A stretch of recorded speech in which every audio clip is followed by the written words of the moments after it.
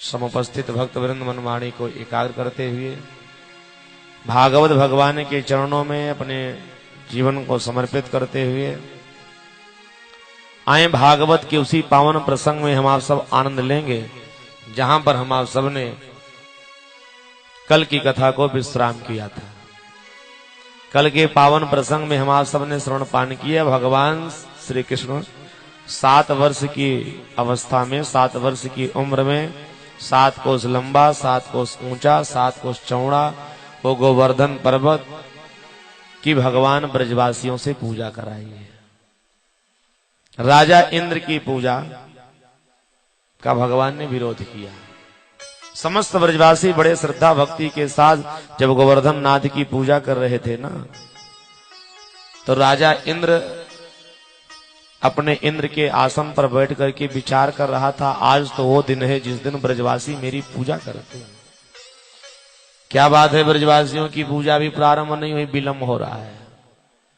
दूतों को भेज दिया, दूत गण गए, लौट करके वापस आए, राजन अब ब्रजवासी आपकी पूजा नहीं करेंगे।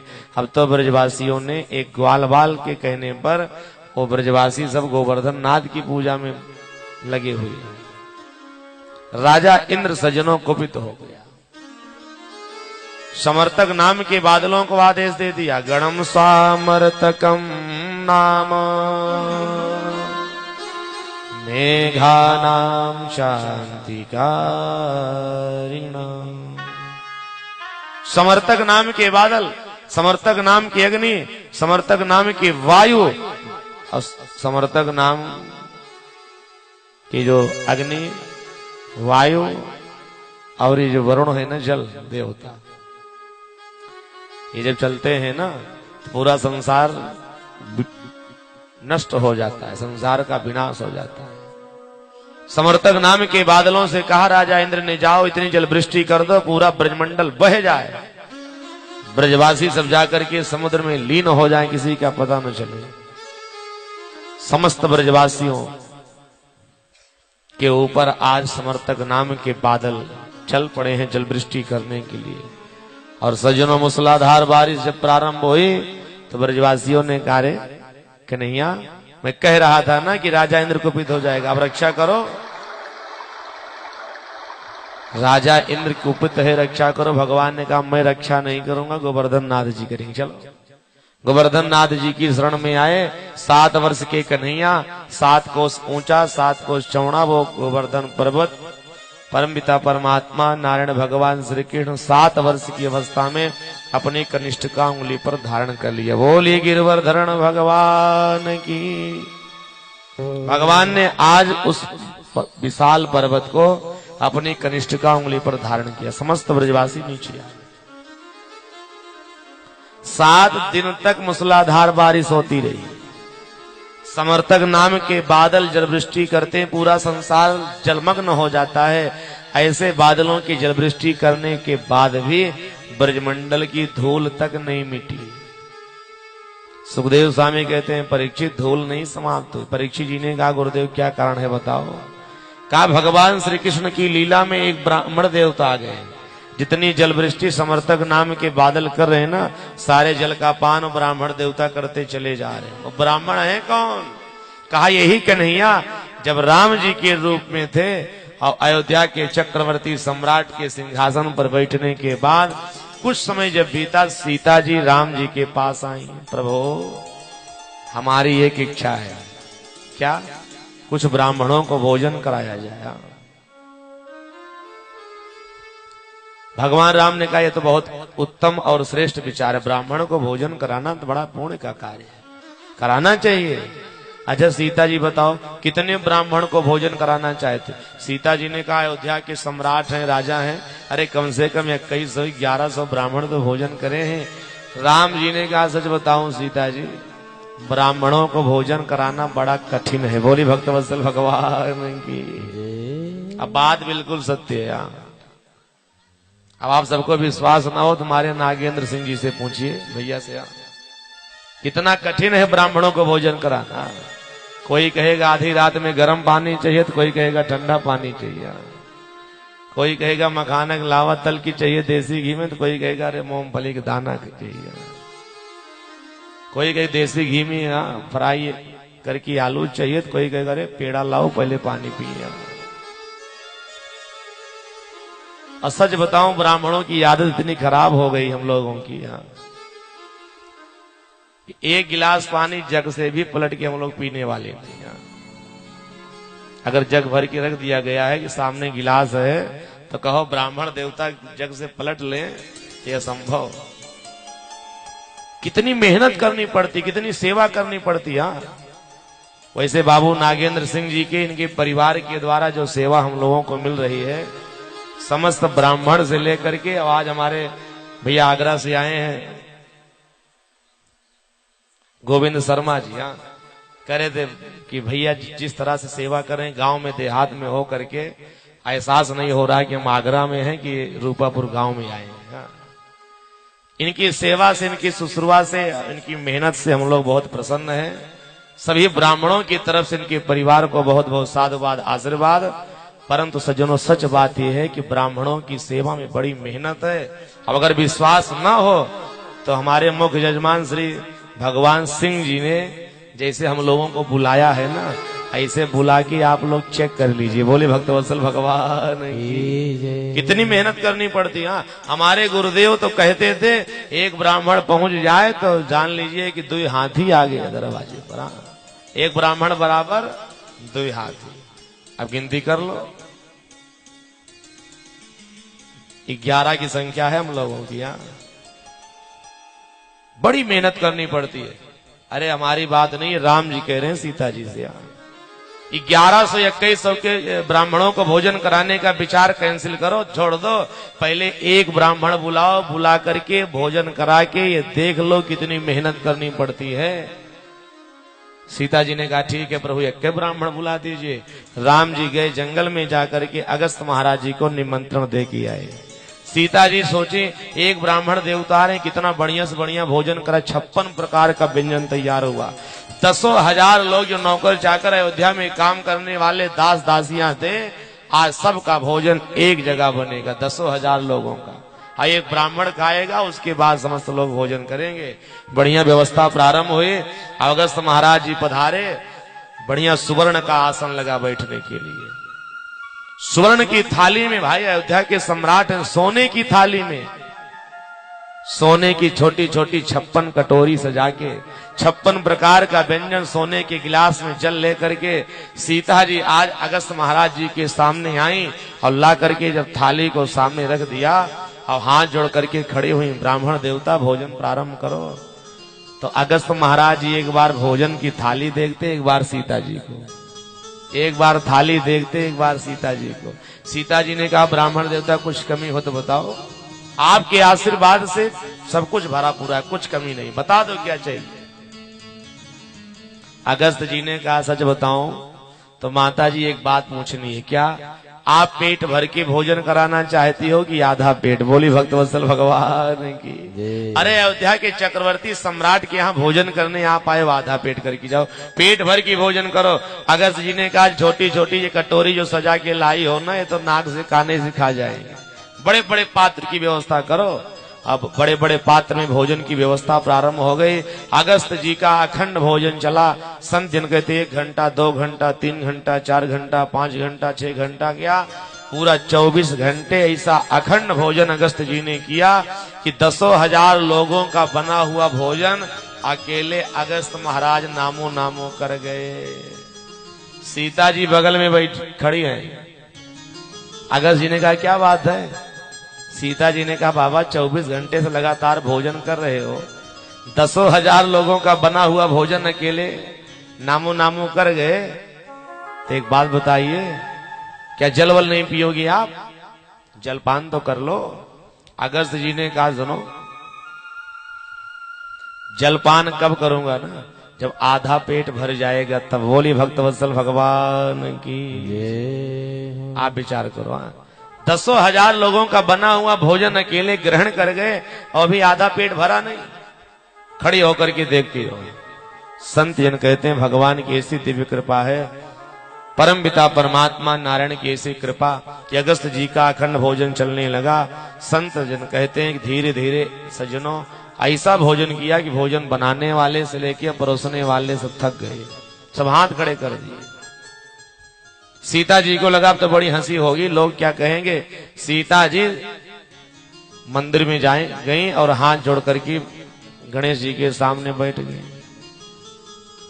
और कहती क्या है, सर्व विघ्न विनाशाय सर्व कल्याण हेतवे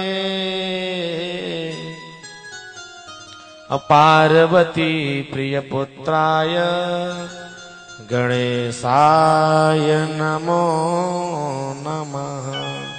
गणेश भगवान की स्तुति करना, गणेश जी आके प्रकट, क्या बात है, रिद्धि सिद्धि के साथ 16 पुत्रों के साथ आ जाओ। क्यों, सारे संसार में हंसी होने वाली है। एक ब्राह्मण देवता आया है, 15 दिन बीत गए भी उसका आधा पेट भी नहीं भरा। आपको भोजन बना के परोसना है, उसको कराना है। गणेश जी पूरे परिवार के साथ उपस्थित हुए। अब रिद्धि सिद्धि भोजन बनाने में लग गए, गणेश जी शुभ लाभ के साथ परोसने में लग गए। संत और शास्त्र कहते पूरा 1 मास बीत गया, 1 महीना यानी 30 दिन तक अखंड भोजन ऐसे अगस्त जी ने किया कि आज गणेश भगवान भी भोजन परोसते परोसते और रिद्धि सिद्धि भोजन बनाते बनाते थक गई। सीता जी ने कहा अब क्या हो, अभी बाबा का आधा पेट भी नहीं भरा। बोले भक्तवत्सल भगवान की। राम जी के पास गई, प्रभु केवल मेरी हंसी नहीं होगी, आपकी भी हंसी होगी।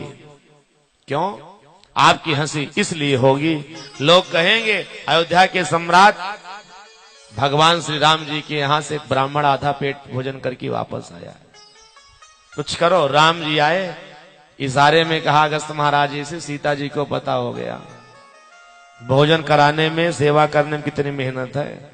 और सीता जी से कहा तुलसी का पत्ता लेके आओ, अगस्त जी की थाली में रखो। तुलसी दल लेकर के जैसे सीता जी आई, अगस्त जी की थाली में जैसे रखती हैं, संत जन कहते हैं उसी समय अगस्त जी ने जब तुलसी के पत्ते को ग्रहण किया तो भागवतकार कहते हैं अगस्त जी का उदर भर गया। बोलिए भक्तवत्सल भगवान की। अब राम जी खड़े हो गए, ब्राह्मण देवता और क्या सेवा करो। अगस्त जी ने कहा सीता जी ने किसी तरह से भोजन कराया है, प्रभु मेरी इच्छा है कि आप जल पिला दो। राम जी थर थर कांपने लगे और कांपने के साथ साथ अगस्त जी के चरणों में गिर पड़े।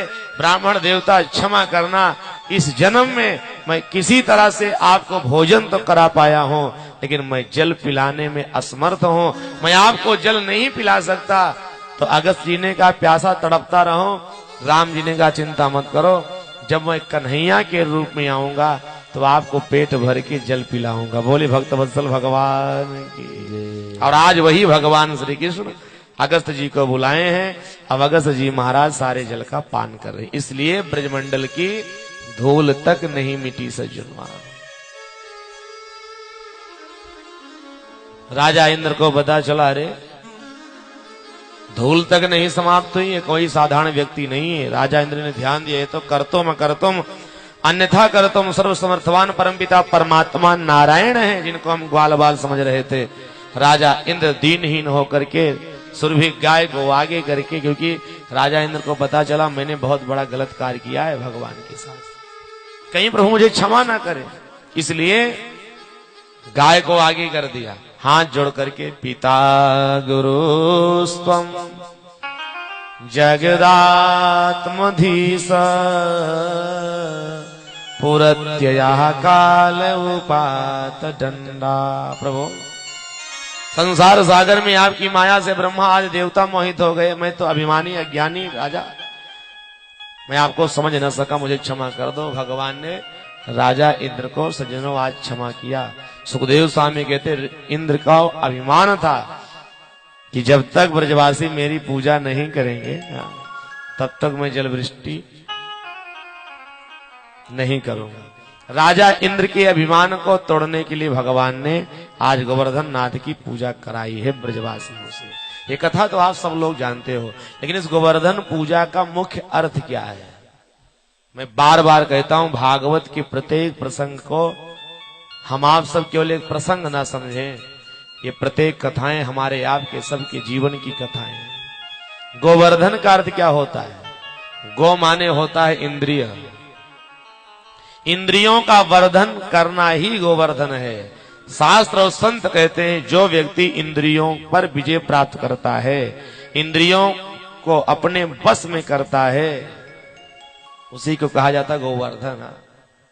अगर हम सब अपनी इच्छाओं को, अपनी इंद्रियों को अपने बस में रखेंगे तो भागवत कथा कहती है ऐसे जितने सिद्ध संत महात्मा महापुरुष मनुष्य योगी जति सन्यासी हैं जो इंद्रियों पर विजय प्राप्त करते हैं और जो इंद्रियों को अपने बस में रखते हैं, ऐसे लोगों की पूजा भगवान अपने भक्तों से कराते हैं, जय जयकार कराते हैं। बोली भक्तवत्सल भगवान की। जैसे गोवर्धन की पूजा भगवान ने ब्रजवासियों से करा दी, उसी तरह से इंद्रियों पर विजय प्राप्त करने वाले, इंद्रियों पर विजय प्राप्त करके और इंद्रियों को अपने बस में जो लोग करते हैं, सारे संसार में जैसे आज गोवर्धन नाथ की जय जयकार हो रही है, गोवर्धन नाथ की पूजा हो रही है, ऐसे उस व्यक्ति की पूजा होती है संसार में, उस व्यक्ति की जय जयकार होती है। इसलिए हमको, आपको, सबको अपनी इंद्रियों को अपने बस में करना है। इंद्रियों को बस में करने के लिए करना क्या होगा? भागवतकार कहते हैं एक एक इच्छाओं को, एक एक इंद्रियों को भगवान से जोड़ दो। एक दिन मैं बता रहा था ना, जैसे आंखों से कुछ देखने की इच्छा हो तो हम आप सीधे चले जाएं कहां? अगर अपने नेत्रों से कुछ सुंदर वस्तु को देखने की इच्छा हमारे आपके अंतःकरण में प्रकट होती है तो हम आप इतने अज्ञानी, इतने मूढ़ हैं ना कि सुंदरता देखने के लिए कहां जाते हैं? आगरा का ताजमहल देखने चले जाते हैं। कितने लोग दिल्ली का कुतुब मीनार देख के आते हैं। अरे सुंदरता अगर देखनी है तो आगरा के ताजमहल की क्या सुंदरता होगी? अरे अगर सुंदरता, दुनिया की सबसे श्रेष्ठ सुंदरता अगर किसी के पास है तो भागवत कथा कहती है परमपिता परमात्मा नारायण के पास है। चले जाओ वृंदावन और जा करके बांके बिहारी के मंदिर के सामने खड़े हो जाना कन्हैया के, और अपनी दृष्टि परमपिता परमात्मा नारायण के चरणों में जब समर्पित करोगे, सजनों लगाओगे, तो देखना एक एक अंग प्रत्यंग का दर्शन करना। सच बताऊं, सारे संसार की सुंदरता आपको वहीं दिखाई पड़ेगी। वृंदावन नहीं जा सकते, अयोध्या आ जाओ, कनक बिहारी भगवान के दर्शन करो, सारे संसार की सुंदरता वहीं से प्रकट होती है। सुंदरता का वहीं से जन्म होता है। जाकर के दर्शन करना। वहां भी नहीं जा सकते हो तो अपने घर में राम जी की या कन्हैया की फोटो लेके आओ, कमरा बंद करके अकेले बैठ जाओ और भगवान के एक एक प्रत्यंग और अंग का, शरीर का दर्शन करो। सारे संसार की सुंदरता का जन्म जहां से होता है, उससे सुंदर संसार सागर में कौन हो सकता है? सुंदरता देखनी है, भगवान का दर्शन करो। आपकी इंद्रिय परमात्मा से जुड़ जाएगी। श्रवण से कुछ सुनना है, अगर संसार के प्रपंच को न सुन करके भगवान की कथा को सुनो, आपकी एक इंद्रिय परमात्मा से जुड़ जाए। रसना अगर जीव कुछ खाने के लालायित तो हो तो जाकर के मार्केट में सामग्री लेके आओ, भगवान का भोग लगाओ, तुलसी का पत्ता डालो, उसके बाद मिठाई आदि ग्रहण करोगे तो आपको मिठाई खाने का, रसमलाई आदि खाने का रस भी मिलेगा, लेकिन आप मिठाई नहीं खा रहे हो, आप भगवान का प्रसाद पा रहे हो। स्वाद मिलेगा वो, लेकिन आपकी एक इंद्रिय भगवान से जुड़ जाएगी। रस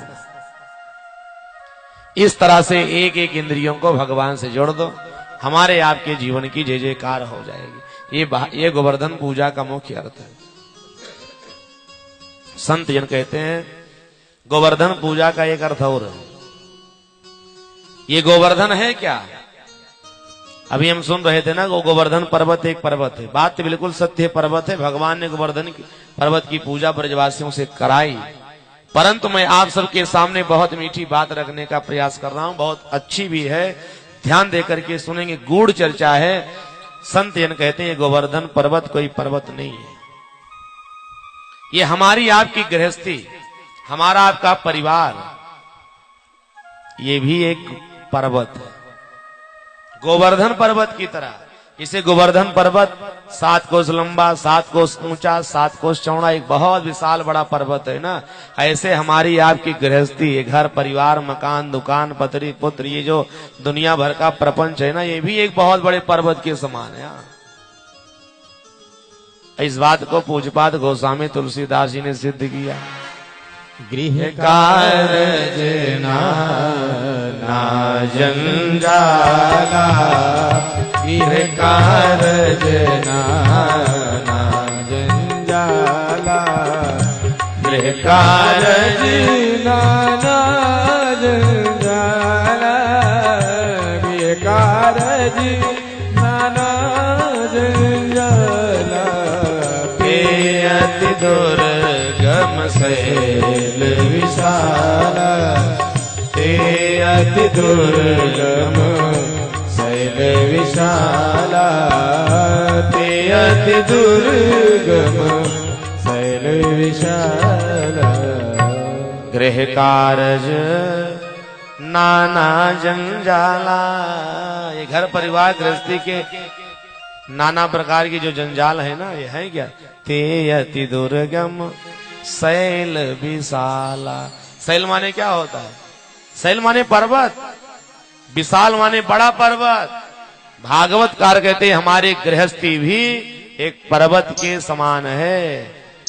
और ब्रजवासियों के भांति हमको आपको सबको अहंकार हो गया है, अभिमान हो गया है। क्या ब्रजवासियों ने क्या कहा था? जब भगवान पर्वत उठा लिए ना, तो ब्रजवासियों ने अपनी अपनी लाठी लगा दी थी। अब कन्हैया तो अपनी अंगुली नीचे कर ले, पूरे पर्वत को हम लाठी लगा के उठाए हैं, और तुम्हारी मैया समझ रहे तो अकेले उठाया, नीचे कर अंगुली। संत जन कहते हैं जैसे भगवान श्री कृष्ण ने गोवर्धन पर्वत में लगी हुई कनिष्ठिका उंगली को नीचे किया, ब्रजवासियों के द्वारा लगी हुई सारी लाठियां अपने आप टूटने लगी।